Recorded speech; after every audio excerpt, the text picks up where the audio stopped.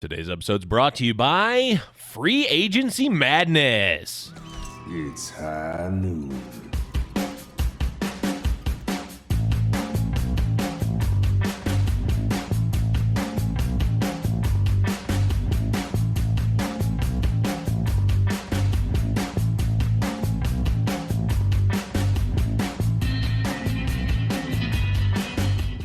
Hello, everybody, and welcome to High Noon Podcast, the competitive Overwatch podcast. I am your host, The Blevins. With me, as always, is Deathblow. What's up, buddy? Not too much, my man. Holy smokes, the season's over. We can finally relax, right, Blevins? Well, after the literally 10-page document that you put together, and I've never worked so hard on show notes in my life. I don't know if that's true. You've put a lot of work into at least a handful of four episodes in the past. Four episodes every once. It's like a I don't know what it is. It's cyclical. Like every once in a while, you go like full ham on an episode's show notes, and I'm like, but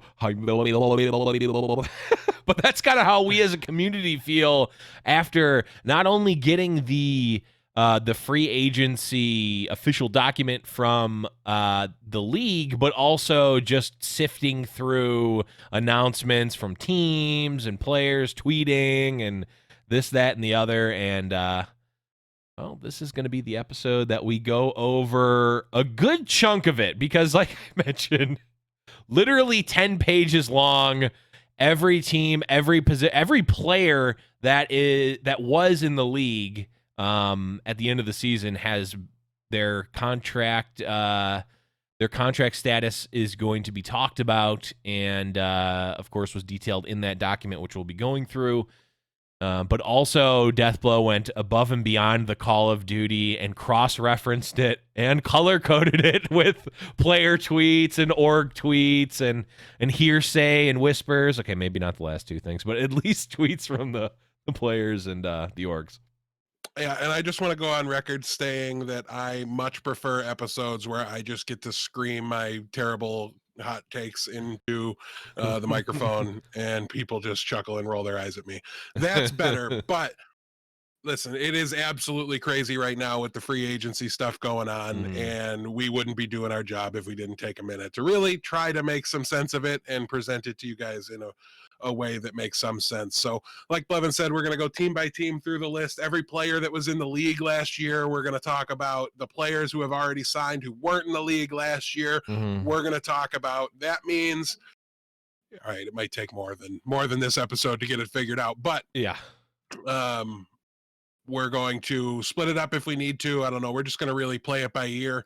I'm sure if we do have to extend it to next week, that's only going to lengthen the list of things we need to discuss. We'll probably have to go back and update some teams, et cetera. But we'll figure it out. We're not in a hurry. We got a long off season coming up. And we're going to take our time and get you guys all the info here. Absolutely. And but before we get to that, we're going to, of course, go over a little bit of housekeeping. Blackwatch Report has done their episode as well. I believe they started to go over some teams from the Korea Grand Finals. I believe they talked about that, as well as, of course, covering the Tier 2 scene in general. So make sure you're checking them out on their feed, Blackwatch Report, on Twitter, Twitch, and everywhere that you can find podcasts. Another exciting announcement here. Of course, if you've been a High Noon Podcast fan for a while now, this is, I think, going to be the third or fourth time. One of those two. It's either the third or fourth time that we're going to be doing our yearly crossover episode. The Omnic Noon returns Monday, November 2nd, 8 p.m. Eastern, which is going to be next week's show. So if we do split up the free agency episode, that means that one will appear in between the free agency episodes. But yes, just like I said, we're making it up as we go along. So bear with us, just like we've been for the last 5 years. But if you haven't already, I mean, it seems like it would be crazy now to have folks that are listening to us that haven't heard of Omnic Lab, but definitely lost my voice there. Definitely check them out if you haven't. We're going to be doing our crossover. We've done this like we mentioned. I think this is either the third or fourth time we've done it. A lot of times we are this is right around the time that we'd be getting ready to go to BlizzCon and see these guys in real life. Well, rip, that's not happening. But of course, we've been making it a Halloween time tradition to do the Omnic Noon crossover, where we'll be talking about all things Overwatch and probably getting a little off the rails too. With just it's been a while since we've all gotten in a call together and hung out. So it might get a little off the rails, but it's always fun. It has. It should get nuts, especially considering there's like all these not really leaks, but like bits of information and news that are coming out and are starting to leak out about like the Overwatch League schedule, maybe starting later than normal and getting like an April beginning. Why would they do something like that? Well, maybe if you're planning on releasing the second iteration of your game in March, you wait until April to get the league back started. Things like that. So who knows, even by this time next week, what'll be out there, what kind of information is going to be available. So yeah, it's always great to connect with those guys, and we're honestly, we're pretty good friends. We get together, we play games a lot, some of us more than others, because we don't all have illustrious Legends of Runeterra casting careers to keep up on, but we hang out fairly regularly, so it's always a pretty good time when we do get the chance to sit down and actually record something. So looking forward to that, and hope you guys tune into that next week. Yeah, should be a good one, a fun one nonetheless. But before we get into it, Death, anything fun and exciting happening for you this past week? I mean, my football team kicked 6 field goals yesterday, and that was good enough to win the game. So I don't really have anything else to add on to other than that. Did get I've got my Josh Allen jersey on, things like that. But nothing crazy going on over here. Yeah, it was a whole mess. I literally I got it for free. They screwed it up so bad. But at the end of the day, I got it for free, so I'm gonna call that a pretty big win. The dub. Yeah, we're happy about that. But yeah, no, how about you, man? What's been going on over there? Oh, same old casting, and I finally put together and by put together I mean I paid someone to put it together more professionally than I would have. Casting reel with some examples and whatnot of some casting stuff I've done, some voiceover stuff, and put that out into the ether. So that was exciting, I guess. Something I should have probably done a year ago. Is your baby in the reel? I'm not gonna lie, I did send the clip with the baby to them. They chose not to use it, and I deferred to their judgment. Maybe it'll make the blooper reel someday. Well, it certainly made my internal blooper reel. That's really the whole thing. So yeah.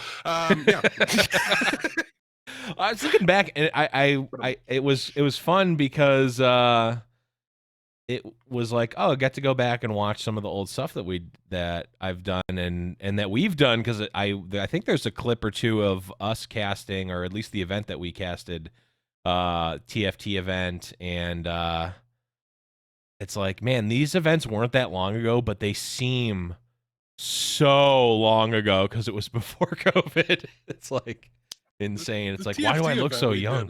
Was quite some time ago. That's true. It was set 1. Set 1 was when was what we casted, which was kind of crazy. But they've said that the devs have said that we wouldn't like set 1 if they released it today. And I look back at that and I'm like, no, I want it back. Give me set 1 back. That was the apex. The only set I might like, I mean, I don't know why we're going down this tangent, no reason. But here we are. It's not like we have such a full episode. We're talking about needing two. But honestly, it was, outside of this one, maybe being the only exception, set 1 was great. Yeah, I agree. Okay, well, enough talk of other things, and certainly enough talk of me. Let's move on, and let's break it down. We're starting at the top of the alphabet, Atlanta Reign. We're going to be going through. I'm just going to read the names of the players at the positions And we've got essentially 3 options for what could have happened with them. And Death, you did this and explained it to me better than I will. So I'll let you explain the 3 different denotations for players. Yeah, so there was option exercised, which means, I mean, we know when the initial contracts were signed, they were all on a 1+1. The team had the ability to exercise an extra year and keep them for season 2. That's been a recurring trend that's stuck around with later contracts as well. So a lot of times there's a team option on these contracts. So the teams either declined the option, in which case we're implying that they're going to be releasing the player. That's not a requirement. Obviously, they could re-sign that player under a different contract, different terms, different pay, etc. But it feels like, for the most part, it's a pretty solid indicator that they aren't planning on using them. Other times, the teams come out and said that as well. We're saying goodbye to so and so, right? And so we personally have 3 statuses that we're going to really be working with. We have signed, okay, on the roster, good to go. We have unsure. That's typically a player who their contract has expired. There's no option to be exercised. They're not re-signed yet. That's very up in the air. They could stay with their existing team. They could sign wherever they want. It really becomes completely up to the player at that time. And then we also have dropped, basically, like we're using green, red, and yellow, I think are the colors. So there's a couple other options, option exercise, like I said. There's like a future exercise date. Some of these contracts were signed at a time that means they don't have to make up their mind until November 13th. So some of those players are very up in the air as well. But I've done my best to go in and either give it the green, the yellow, or the red designation on every single player, so that we can give you guys a decent idea of what's going on. And that includes a massive chunk of players that have a big old question mark next to them. So it's definitely a developing situation, but we'll do our best to distill it down. Some of these teams are not a developing situation at all. So it'll really be a very different conversation for each team. Yeah, and I'll just read the color here just to keep it as simple as possible, and then we can go into more detail on specific players if we so desire. But we'll start with the Atlanta Reign and go into the DPS first. Edison, green. Erster, red. Saucy, red. Sharp, green. Okay, I actually hate saying the colors. I'm reading what it is. Yeah, it's terrible. Just read the players and I'll give the scoop on them. Yeah. Okay. Edison. He's going to be kept. He's still under contract. They exercised his option this year. Erster. Erster is a free agent. They actually announced this one. So he is going to be leaving after a mediocre year last year. Very interested to see where he goes. Okay. Saucy. Saucy is a free agent. Did not pick up his option. I believe they announced this one as well. So there's going to be some new flex DPS players here for Atlanta coming up. Okay. And Sharp. Sharp is under existing contract, not even an option. So there's probably an option on him next year. He's with Atlanta for as long as they want him. All right. Moving on to the tank, we've got FRD. FRD is gone. His contract expired, and they announced they're done with him. So he is going to leave. All right. Gator. Well, if you're going to talk about Gator, we might as well talk about Hawk, too. Both Gator of them and had 2021 options that were exercised. That is your main tank and your off-tank combo for the Atlanta Reign in 2021. Which then means Pakpo. Pakpo's cut. He had an option for this year. The team declined it, which makes sense with how they were using them. So, absolutely. Okay, and then finally the supports for the Atlanta Reign. We start with Fire. Fire is a free agent. His option was not picked up. Okay. Our friend of the show, a person who has a player who has come to who went to our Philly meetup, Dogman. Pogman. Yeah, he is a free agent. He did not have an option to be picked up, so he just reached the end of his contract naturally, and they opted to not pick him up. That is announced as well. The Atlanta is one of the teams where they were very clear, and everybody that's leaving has been announced and released. So we're confident the Pogman will be elsewhere. Okay. And we have how are we saying this one? LR1S, Lyris.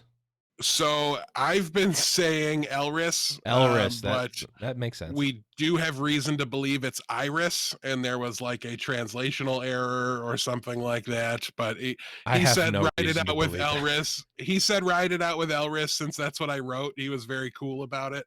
And then everybody like tripped over themselves to start saying Iris, and nobody said the same thing, and it was a mess. So I'm going with Elris until the name on his jersey is different. All right. So Elris. He is kept. His option was picked up. Sorry, I thought we already did that one. No, we know what his name might be now, but not what his contract status was. Okay, and then we have. And then we have Massa. Massa, you got to keep this one, right? His option was exercised, so theoretically, the last year of his contract is what he's going into here. So he'll be there. We round out the Atlanta Reign with 2 DPS, 2 tanks, and 2 supports, all kept on the roster. So. Yeah, I kind of like this, and this is a theme that'll come up. There's a couple other teams that did something similar. Like, it's crazy that you might be a decent performing team and keep a starter's worth of your roster keep around. A court, they also cut the dead weight everywhere else on the roster, which I really, really like. I mean, we can get into a conversation about who the better flex support was in the team. I know I probably don't agree with the coaching staff on this one, but I also don't think it was like a major tier jump between the two. We did have a limited sample size from Elris, if my memory is accurate there.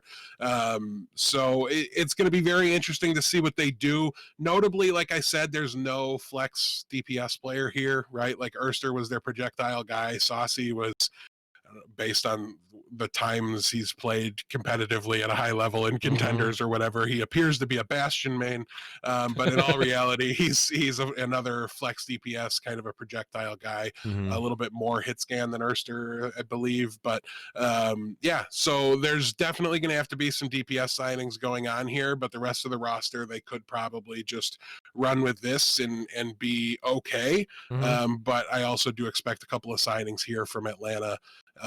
All things considered, I do, like I said, I really like the way they're going about this. They were a solid team. They had a good record. They were in a postseason finish spot. I don't see a reason for them to really panic and blow it up. They didn't even really utilize Sharp last year, so they've got some unknown going on there. And kind of the way he's got this longer term contract combined with the fact that they didn't use him last year tells me he was always a bit more of a longer term developmental prospect, somebody that they brought in to transform into the player they want him to be before they use him. So I think there's a good chance we're going to see some of that this year. Get to see a little bit more Sharp. And yeah, I don't know. What are your thoughts here on this move? There's some big names they let go here, like some players I really think could make a splash elsewhere. Well, I mean, the big one, I mean, yes, we have a personal connection to Dogman, and he's great. But like you said, I mean, is there a huge jump there? Looking at it objectively, probably not. I mean, Erster's come to any of our parties, so right. True. Erster, on the other hand, I feel like he can be jumping some tiers on some of these players, and we've talked about it since the beginning of season 2, actually, about how Erster is like MVP, like caliber player. Now, it doesn't seem like he's really been given the opportunity to show that. And I mean, maybe that's a good thing overall for Erster, is like, okay, well, hey, they weren't, Atlanta wasn't really giving him the time to shine.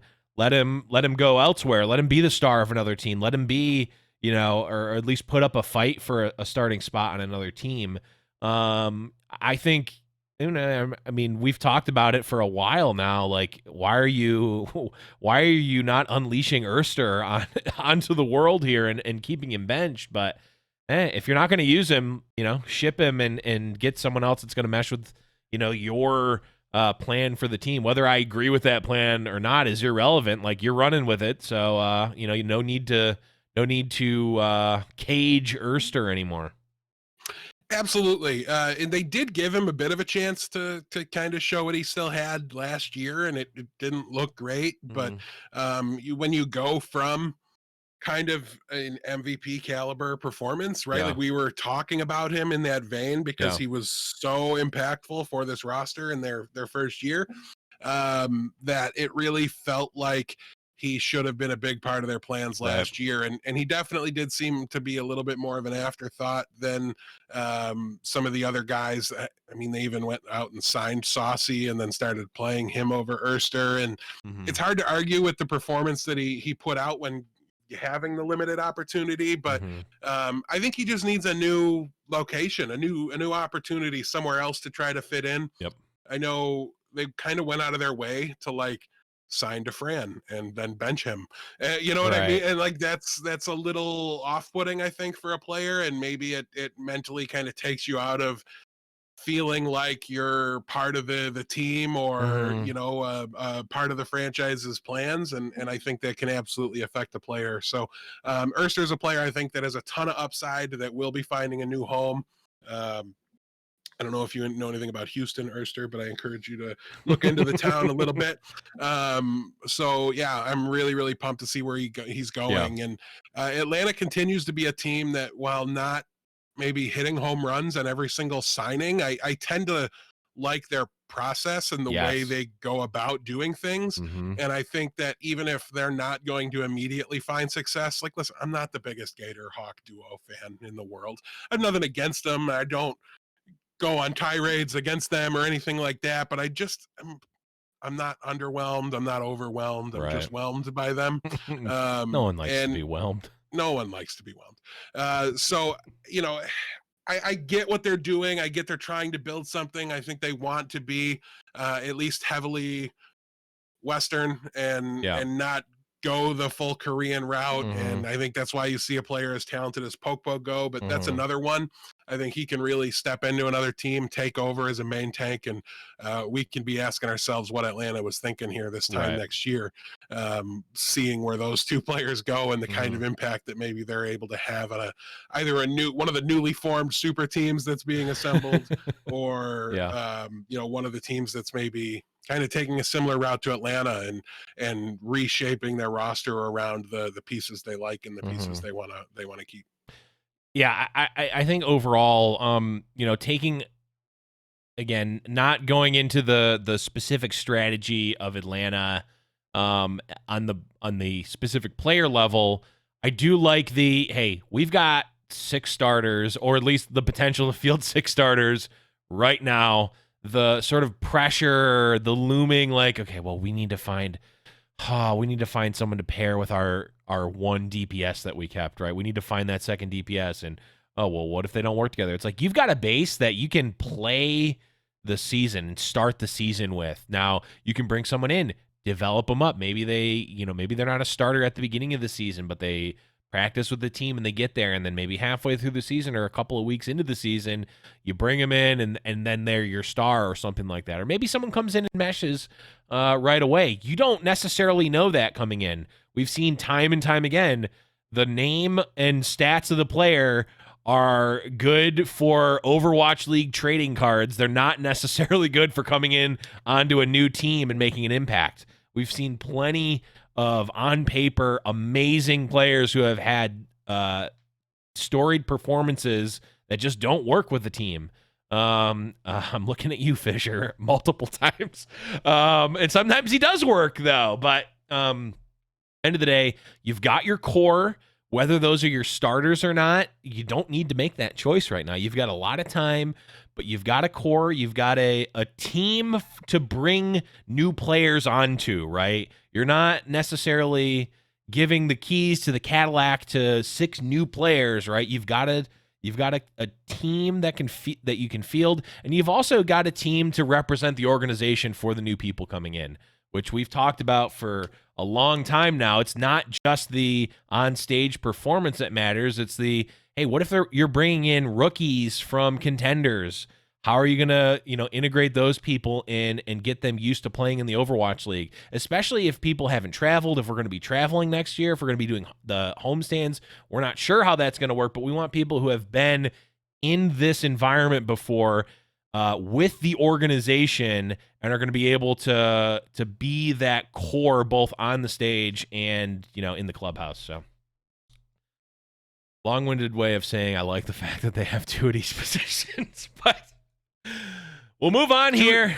2 at each position and 2 open spots at each position. Yes. We're big fans of that, bringing, even if you want them to be your starter, we're big fans of bringing in young talent that can pressure them from the bench, can provide competition for the position.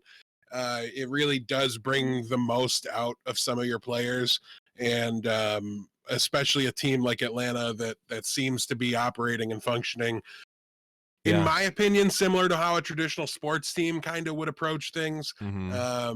It's a good sign. It's a healthy environment for growth. And I think that's really, really important to these teams, especially the middle pack ones, the teams in the Atlanta Reign position. Yeah, Atlanta Reign, a team that could very easily shoot up or down. We've seen both ends of that spectrum.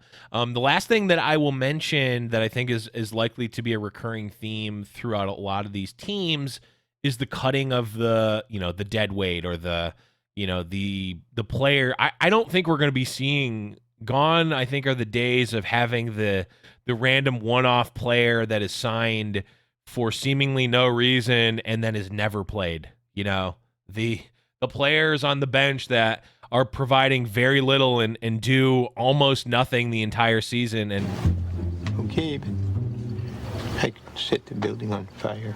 I think gone are the days of the Miltons of the league. I think, after this last season, coming into last season, I think we saw the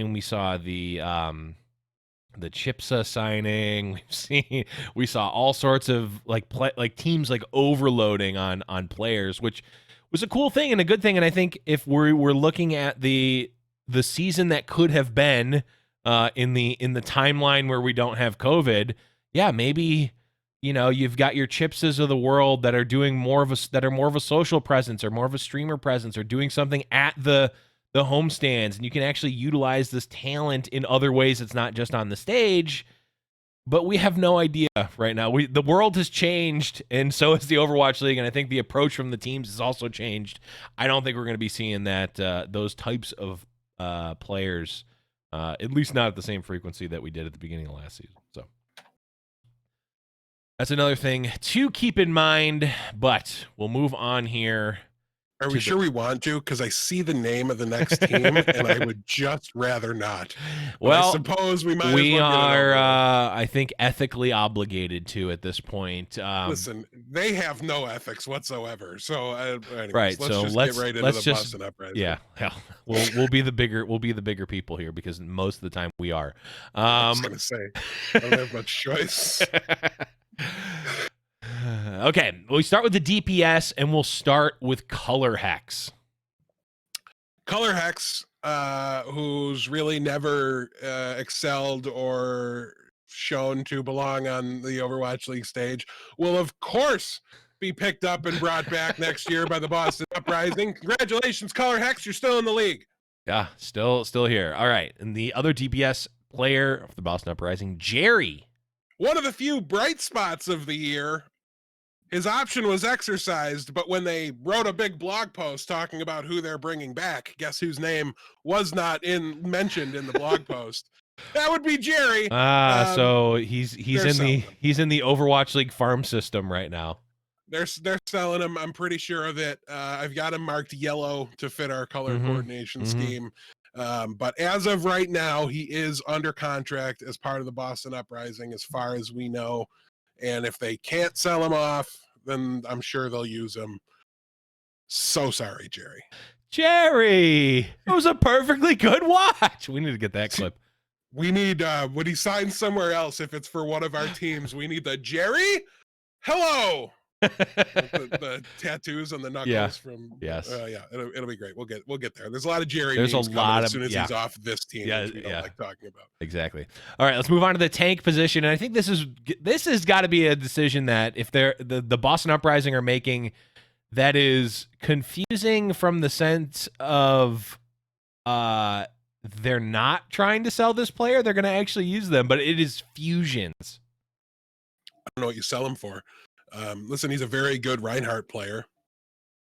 That's the end of his resume.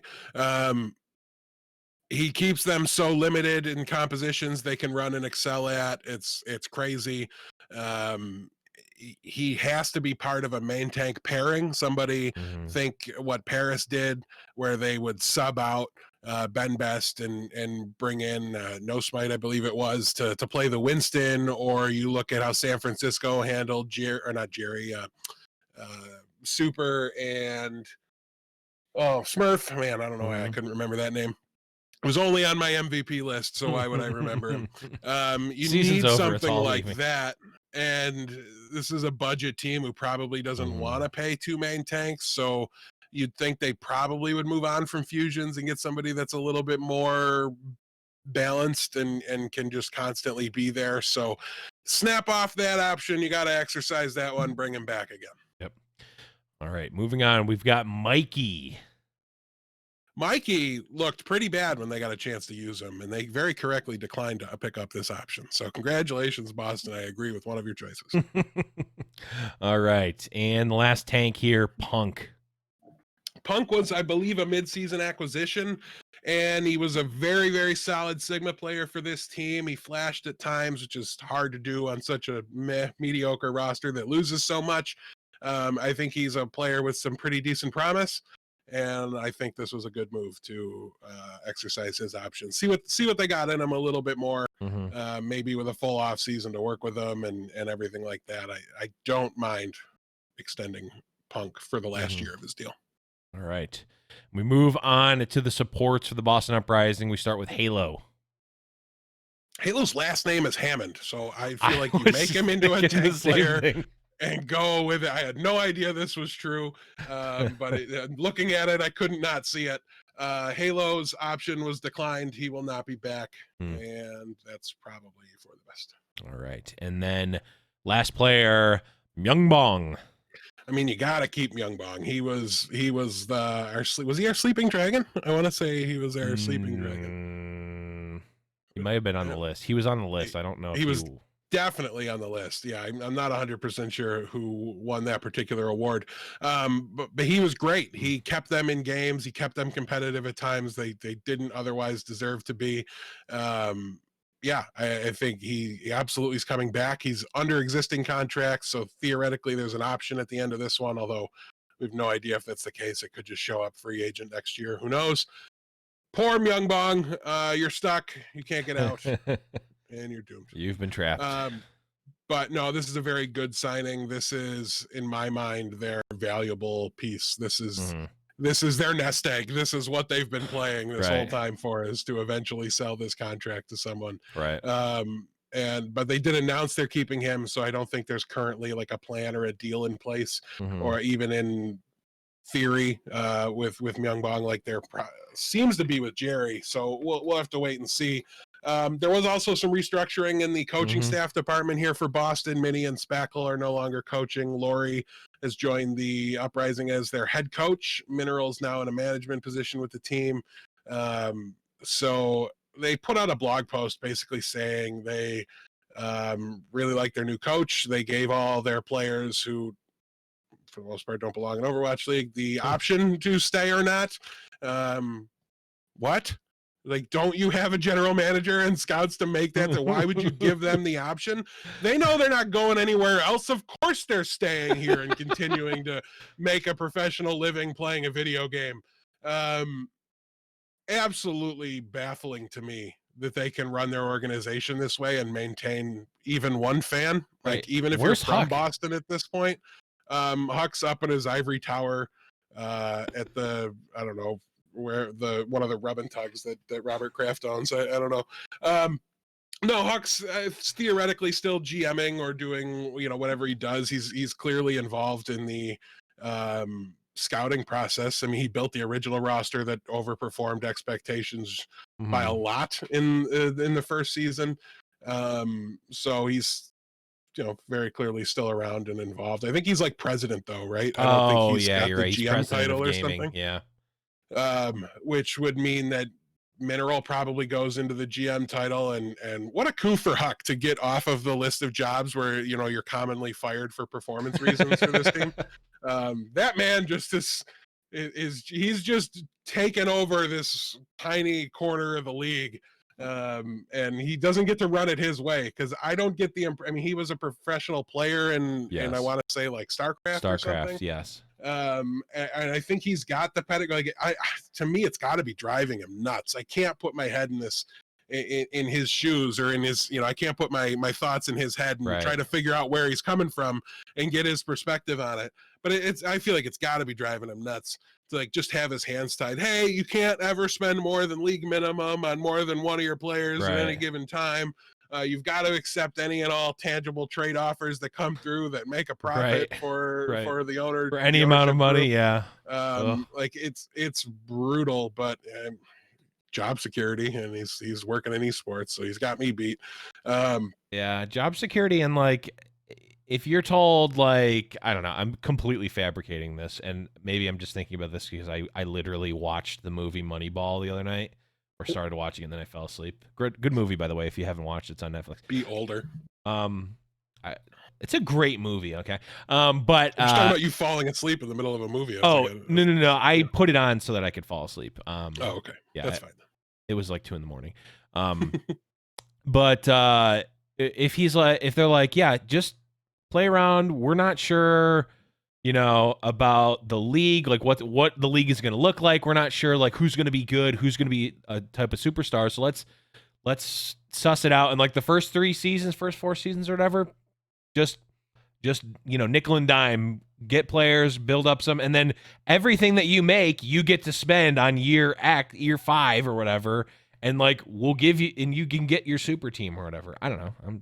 I feel like he's just got to get a percentage of all incoming money from trades and stuff. That would also that's make the only sense, the only way that it could make sense to me.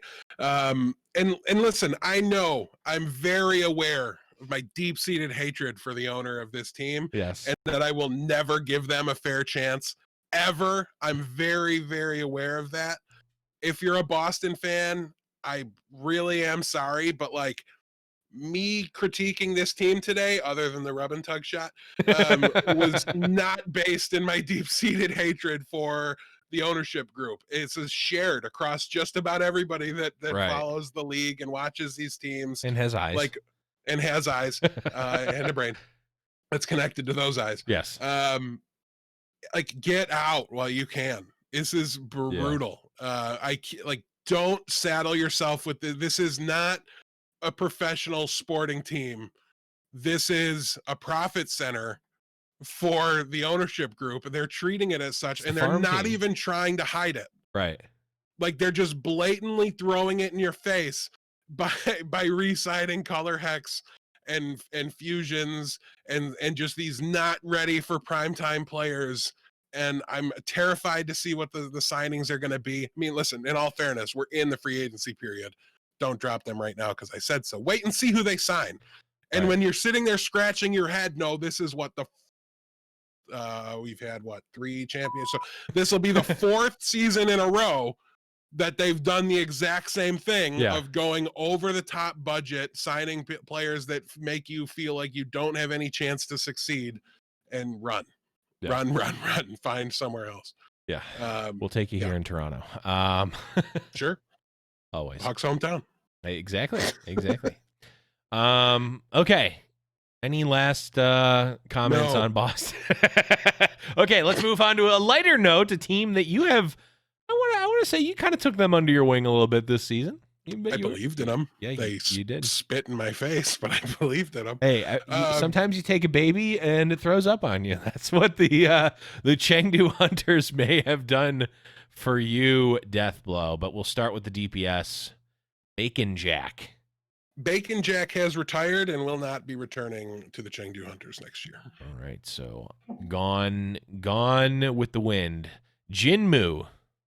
Jinmu is one of the many players on this team that doesn't have to be decided upon with their option until Okay. November 13th. So when you read a name and I go, I don't know, that's what I mean. It's that until November 13th, they don't have to make a decision yet, and they haven't announced it. Yeah, I'll just go through all of the, because it's a lot of the team here. So we start with Jinmu in the DPS section, that is option until November 13th. And then in the same vein, in the tank section, we have Ameng, Elsa, and Late Young. And then on the support section, we have Kaio and Yveltal.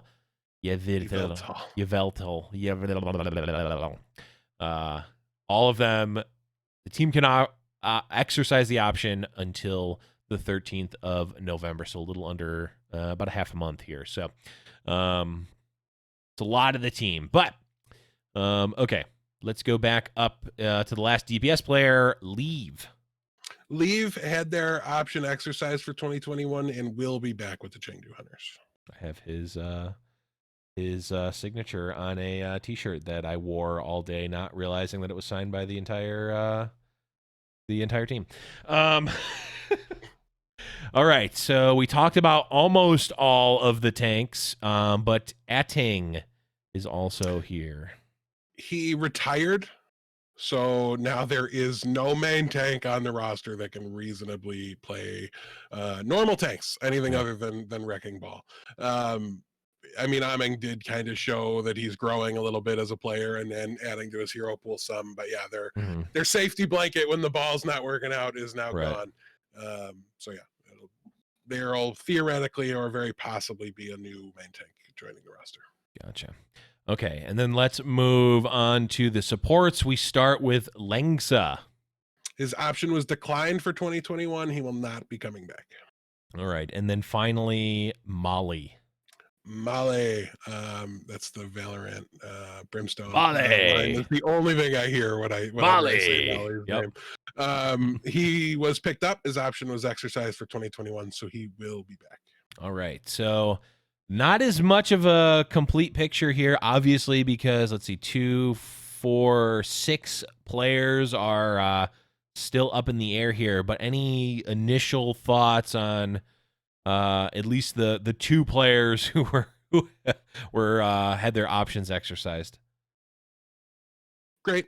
It's not really too much to it there. I mean, Leave's a really strong player. Yeah. I want to see him stay. Leave and Jinmu should be the primary DPS for this team. They need to go out and find themselves like a really, I'd say specifically hit scan guy, unless I'm forgetting the hero pool of Leave, but I don't think I am.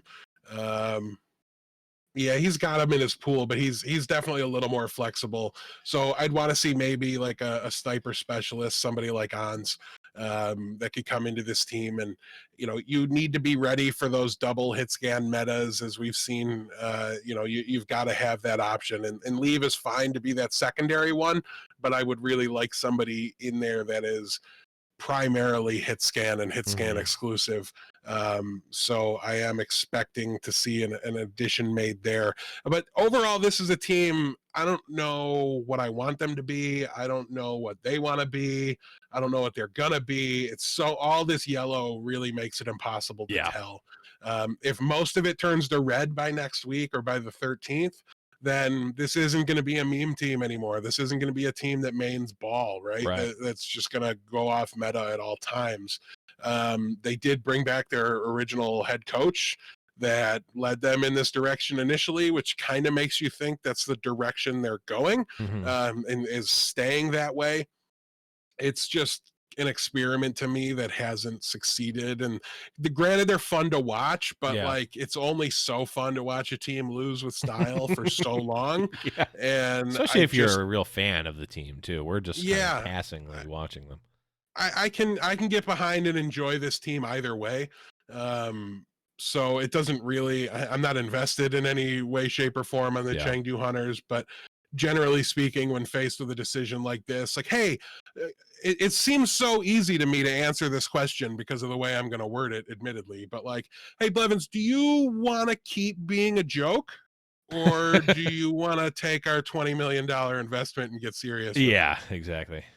I mean, I don't want it to Uh, be a joke unless it's a very funny joke. Right. I mean, and they are, but like that's still all they've really been. Yeah. And there's plenty of talent here that I think they could keep. They could keep Aveltal. They were already keeping Leave. I think Jinmu's a great player, and they could easily transition into something a little more serious, even Mhm. late young. You don't need to blow up this roster in order to get yourself there. You just need to like take that direction and probably get yourself somebody other than Aming. And you can even keep him and let him be like your pocket wrecking ball, because we've got all these metas and all these postseasons we get to where all of a sudden you've got to Mhm. have the Roadhog, or you've got, and someday that's going to be the wrecking ball.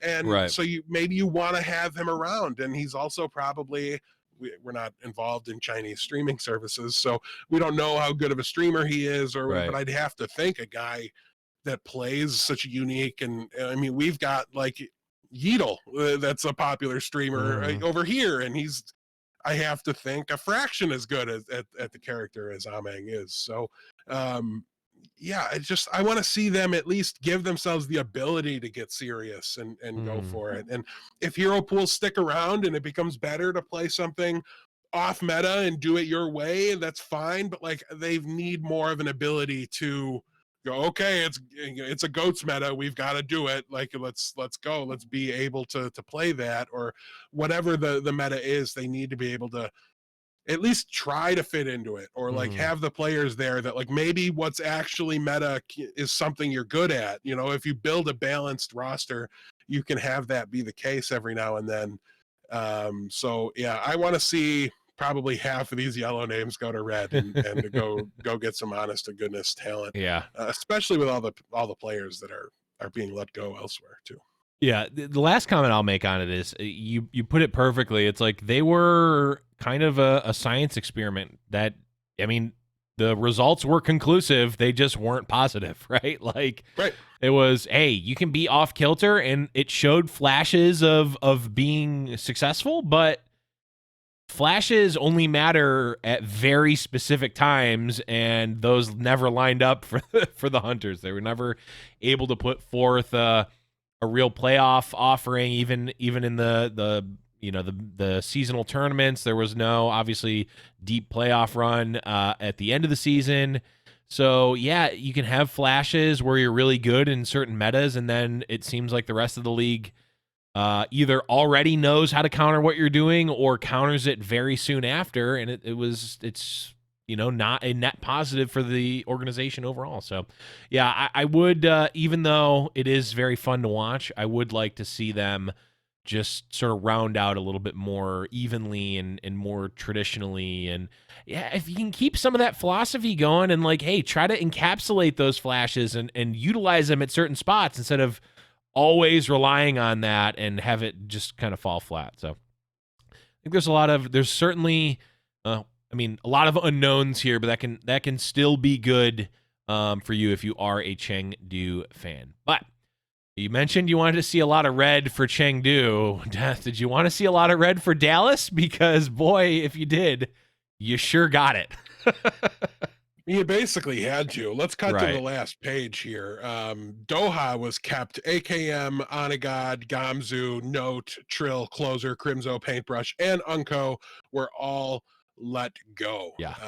That's a wholesale firing of everyone outside of the coaching staff. Yeah. I think they kept their interim guy. I know like Vol'jin left. I think he was with their coaching staff. And, but yeah, they have completely reset. Yep. And they've been the biggest news generator because they've also made some additional signings here. So they're really making a push to bring back the old Element Mystic team. Okay. That means Sparkle and Hanbin have joined this team from the Paris Eternal. Those players we haven't gotten to Paris yet. That's let's be honest with ourselves at this point. That's day 2, episode number 2 of yeah, of we're this, running. We're soon running up on time. We might not even be able to get to half, but that's okay. Yeah. So they're absolutely paying right now to bring in talent, right? Right. They were just about across the board options declined for these teams. Yep. So they exercised the option on Doha and let every single other player go.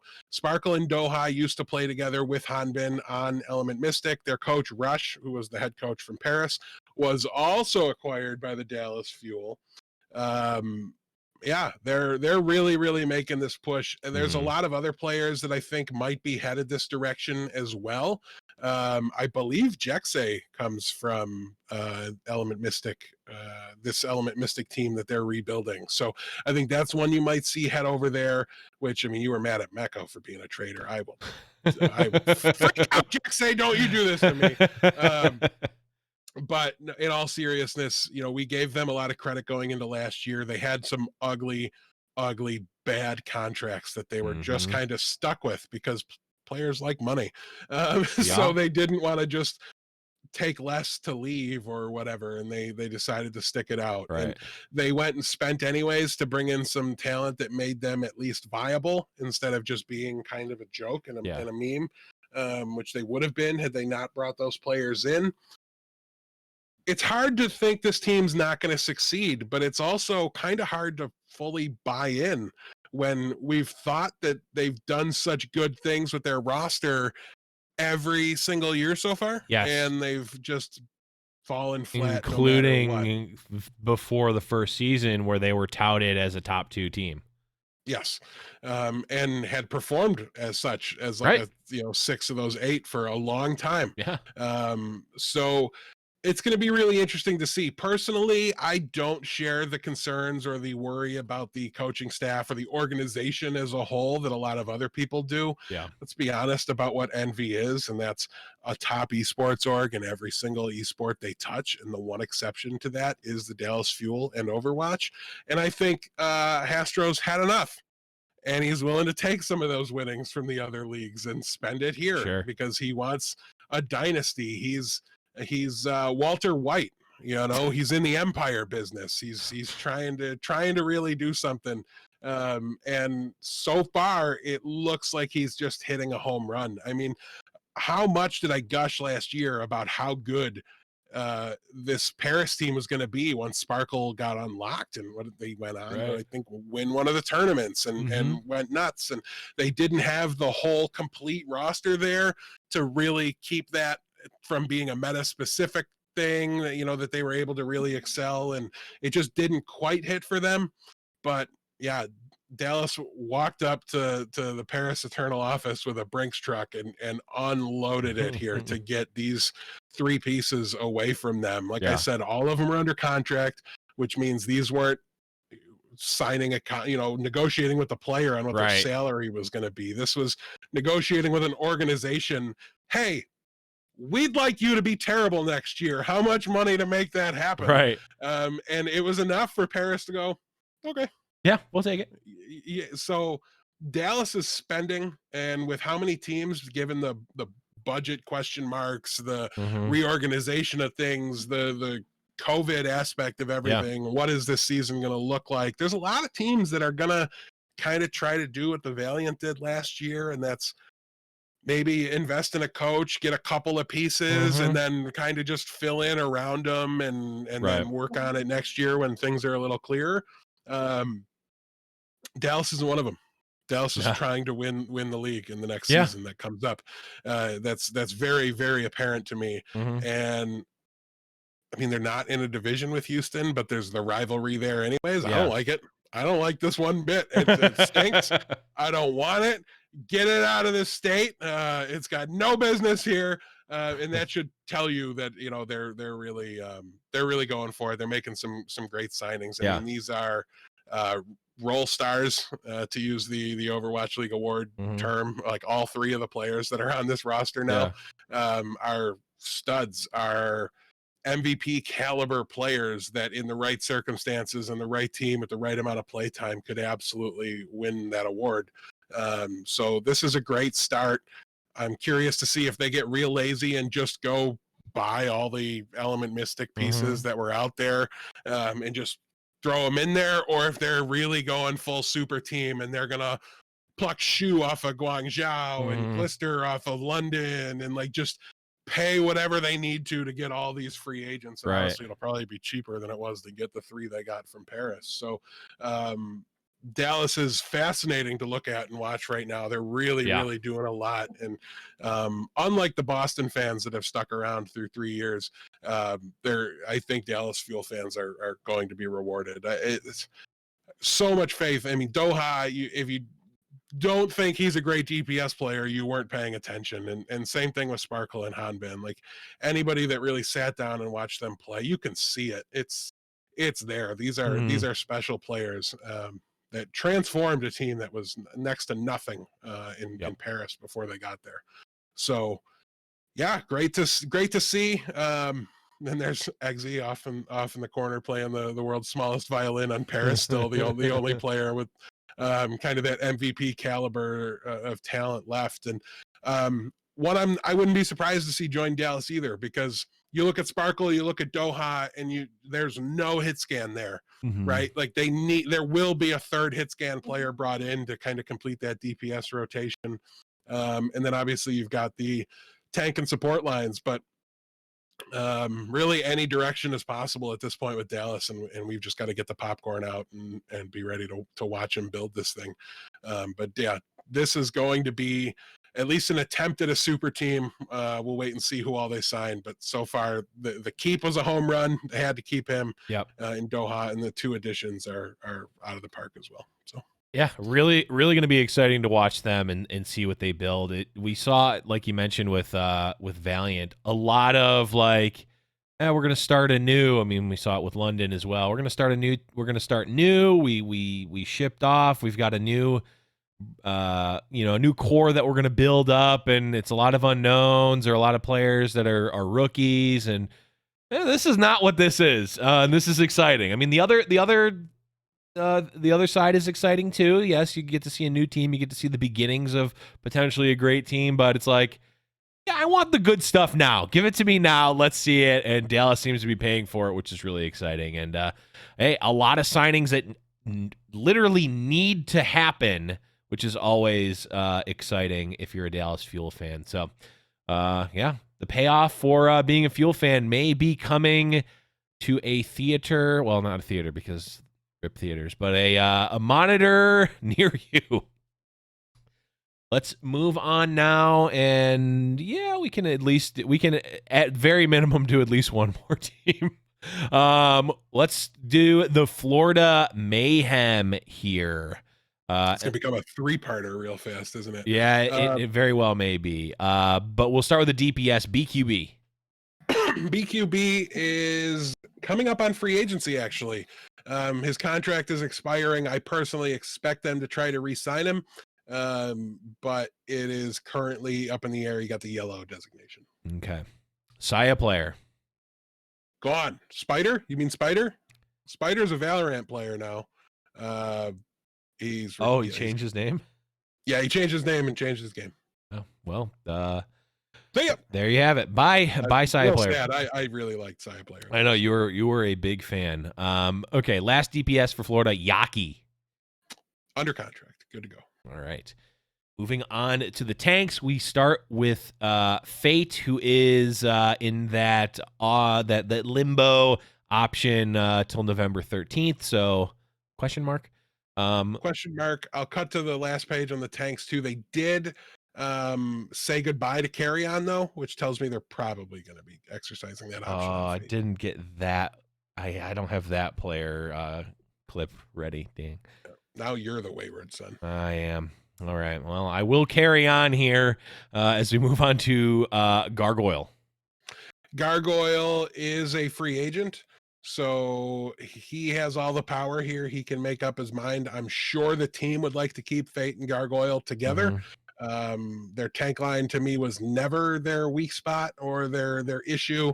I think they could do a lot by adding similar to Leave with Chengdu. I think BQB's in that similar category of like That may be different, right? But just to me, their hero pool always felt a little clunky among their 2 DPS players, Mhm. and I thought a third one would really round it out. And they're very unique, different hero pools than most players. Like they don't comfortably fit into the I'm your hit scan and I'm Yeah. your flex DPS player. To me, at least, I know a lot of people don't necessarily agree with that, but yeah, so I'm expecting them to make moves to re-sign these free agents, Mhm. and I think the ones that carry on Saya player, and then the 2 supports we'll get to in a second here are the only ones that are leaving. But Mhm. maybe Gargoyle just somebody gives him a big old bag and he decides to go. Okay. Can't say no to a nice fat paycheck. Okay, so we already talked about carry on. Moving on to the support, we got Byram.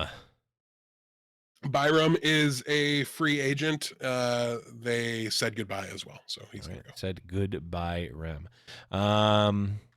Boo. Gangnam Jin. Under existing contract, never let that man go. And then final player for the Florida Mayhem, Chris. A free agent. They said goodbye. If I had to pin one weak link on this team, it would have been Chris. Though he did show improvement throughout the course of the year, it was less of a problem as they kind of got solidified, got their identity and their flow going a little bit as a successful team in the league. But they're gonna look for a new main support. Gotcha. Jack say much better than Dallas over here. Go to Florida. All right, so not as big of a blow up, I guess, as Dallas, though. I guess it just wasn't as many players, I guess. And there's still some yellow here, so it Yeah. could look more drastic if they lose the free agent Sure. options or opt out of Fate. But I mean, very different different situations Yeah. as a team at the moment. So they've got their coach, they've got their GM. They don't need to make massive coaching staff or front office changes. They just want to shore up what was a very good roster and make it into a great one. And I mean, Saya player clearly wanted out. You don't change games like that as the minute you're let go, unless it was a plan, and that explains why he wasn't out there this year. And then they spent a good amount of time deciding between Carry On and Fate throughout the season. They made their choice, and they're moving forward. So make room for, like we talked about with Atlanta, some additional young talent to come in. They need to find themselves a new main support player, but otherwise they're looking for depth and maybe a third player in the DPS rotation. So they're in a very good spot, Florida is. All right. That is the Mayhem. Do we want to do one more? Sure. All right. We'll do one more team here. And yes, this will probably be a 3-part episode at least, but we'll get through at least one more team here. We'll go I knew it. London for Finney. I knew it. I knew it. We only kind of did it on purpose. We'll go and talk about the Guangzhou Charge, starting with under existing contract. You've got a top tier meme and drop for our podcast. You can't let that go at any cost. Got to keep Eileen around. Yeah, that would have been. Also, he's pretty good at the game too. Yeah, but that I care less about that than the drop. Anyone can be good at Overwatch. Not everyone can. Okay, Happy. Man, I'm gonna say this now. This team is like the most influx of the teams in the league to me. They have massive free agency or players hitting free agency here. Happy is one of them. He's got all the power. He can choose to stay. He can choose to go. We really don't have any idea what he's going to do, what he's thinking. But it's, man, Guangzhou, like if they can keep their free agents they want to keep, primarily Happy and Shu, I think they're in a great spot. But they could also be almost involuntarily resetting after turning around and becoming like a very good, viable team this year. It could be a rough time to be a Charge fan, but for right now, no reason to panic. Happy isn't elsewhere. That's as good as I can give you. He didn't sign with anybody else yet. Yeah, I mean, it obviously is sort of in the players' hands, but it also is the org. They can put forth a reasonable offer and maybe get him to stay. So we shall see. All right, Crystal. Get him out of here. It's God. God. Pay your fines to Hangzhou with somebody else's money. Yeah. All right. Nero. Nero is also a free agent. I don't imagine Nero is going to stay with the Guangzhou Charge. I think spending a pandemic locked in China was probably pretty, not awful, but like pretty hard for an American kid. And I don't think he's going to want to potentially go back into a similar situation. Right. The US is opening up, and there can be a whole at a different podcast, there's a large conversation going on about whether or not that's smart.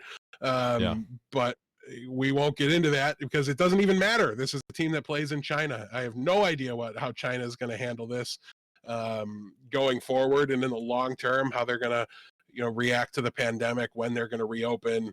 I also know he had visa problems, so I don't think the team's going to be willing to like pay him just gobs of money to stick around. But he's a super, super talented kid who I think can probably take his pick of a lot of the American franchises here in the league and join them and be a really, really solid contributor, if not like starting star caliber player for them. So he's got the yellow designation because who knows? But I think there was like some tweets that were saying like I miss just kind of homesicky kind of tweets from Nero. Yeah. And then when you couple that with visa problems, it just doesn't feel like a good fit at the moment with the way the world is kind of operating to keep this American teenager in China. Right. So I'm expecting him to go elsewhere, but yeah, yellow for now. Certainly doesn't lead you to believe that he's leaning towards staying at the very least. Nero, have you heard anything about Houston? It's a phenomenal city, H-Town. So is Toronto. Okay, moving on. Facts, big facts. We've got Tim Hortons. Let's move on to the tank line where we've got Krong. Also, one last note to Nero. I'll drive you Paula's Donuts once.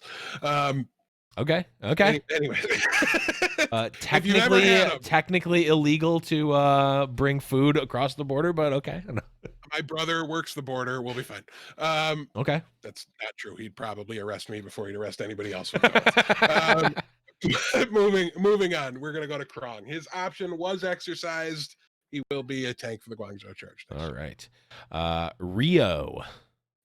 Rio is yellow. November 13th. Oh, yes. Okay. Yes. 13th, big old question mark. Okay. I was not paying attention. Okay. And we'll move on to the support line where we've got Chara. Free agent. His option was available, but was declined. So they're going to be moving on. Okay. How about Neptuno? Neptuno is also a free agent. His option was declined. He's another one of those. The fact they did this with Neptuno and made it public makes me think they're kind of leaning that way on Nero. Obviously, they haven't done it yet, so there's more of a desire to keep him around. But Neptuno, he even agreed with it. It was like I was like trying to help them from Spain when they're in China, and like it was so difficult to be of value, and visas aren't going to be easy to come by post-COVID. So yeah, Neptuno is moving on. Yep. Have you heard about Houston? Or Toronto. Okay, you talked a little bit about Shu earlier as well, but is there any other comments you have on Shu? Free agent, this is his call. And man, he's a big one. This is a guy that it was absolutely phenomenal especially at times, maybe a little streaky, but never sometimes streaky means sometimes good and sometimes True. bad, and Yep. sometimes streaky means always good and sometimes great. And I think that's more what Shu was. So Sure. I think he's a very, very big ticket free agent. And I think some of these teams that are spending, and I suspect there to be at least 3 of them. It's not clear the direction Houston's going, but I think at least like Toronto and Dallas are going to be big spenders this offseason. Mhm. So I'm expecting one of them to try to lure Shu away. But there's definitely, I mean, listen, Guangzhou has a pretty solid chip, and that's like, we were so good last year, right? Mhm. Like, if winning means something to these players, they really might want to stick around and make another go of it with a couple additions and a couple small changes to the roster, and maybe they go into spending mode, right? They sign Happy, they sign Shu, and then they go out and get themselves like a beast of a main tank or something like that. I don't know exactly, not beast, but you get my point. Like just like a Yeah. really high caliber main tank, and Mhm. they go and get like Arc or something and try to revitalize him into an elite main support. I don't know exactly, but Guangzhou was so close.